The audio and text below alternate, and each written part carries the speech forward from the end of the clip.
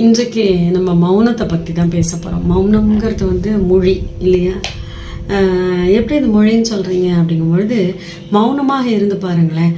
அது வந்து அந்த மௌனமே பதிலாக பல்வேறு கோணங்களில் அது தன்னை பிரதிபலித்து கொள்ளும். மௌனம்ங்கிறது ஒரு தபசு தான், தவம் தான். மௌனமாக இருக்கிறதுனால நம்ம வந்து உள்முகமாக பார்க்க முடியும்.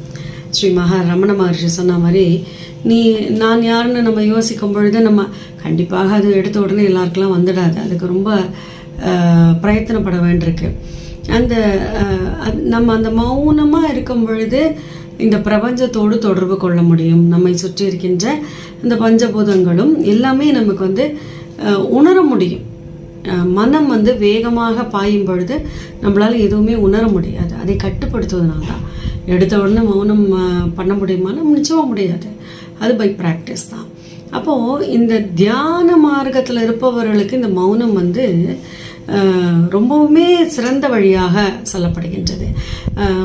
நம்ம மௌனமாக எப்போ இருக்கலாம்? தியானம் பண்ணலாம், சரி, என்ன எல்லாத்தையும் விட்டுட்டு ஒரு ஓரமாக போய் உட்காந்து தியானம் பண்ணும்போது நம்ம எப்போ தெரியுமா மௌனமாக இருக்கலாம்? நல்லா கவனிங்க. ஒரு விஷயம் நமக்கு பிடிக்கலைன்னா மௌனமாக இருக்கலாம். 10 வார்த்தை பேச வேண்டிய அவசியம் இல்லை, மௌனமாக இருக்கலாம். நம்மளை யாருக்குமே புரியாத போது மௌனமாக இருக்கலாம். நம்மளை விட்டு யாராவது பிரிந்து போகும்போது மௌனமாக இருக்கலாம்.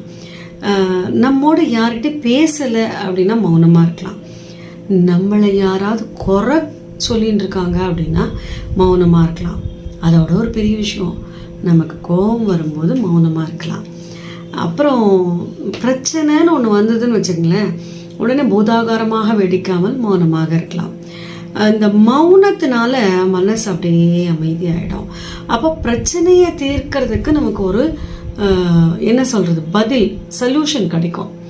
அந்த மௌனத்தினுடைய ஆற்றல்ங்கிறது நம்மளால் சொல்ல முடியாது. அத்தனை அருமையான விஷயம். மௌனம் தான் நிச்சயமாக ஒரு தவம் தான். நேரம், அதாவது 24 மணி நேரம் இருக்குது, 8 மணி நேரம் தூங்கிடுறோம், 8 மணி நேரம் வேலை பண்ணுறோம், 8 மணி நேரம் என்ன பண்ணுறோன்னு தெரியல. ஆனாலும் தினமுமே சிறிது நேரம் மௌனமாகத்தான் இருந்து பாருங்களேன்.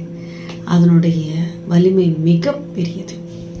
உங்களுடைய அனுபவத்தை கமெண்ட்டில் சொல்லுங்கள். ராதே கிருஷ்ணா.